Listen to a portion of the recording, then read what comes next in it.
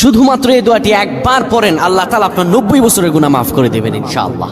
আপনার 90 বছরের গুনাহ মাফ হয়ে যাবে শুধুমাত্র এই দোয়াটি যদি একবার পড়তে পারেন। আপনার ভাগ্য খুলে যাবে, রিজিকে বরকত আসবে, মনের ন্যাক আশা পূরণ হবে, আল্লাহ আপনার সব দোয়া কবুল করে দিবেন। সুবহানাল্লাহি ওয়া বিহামদি।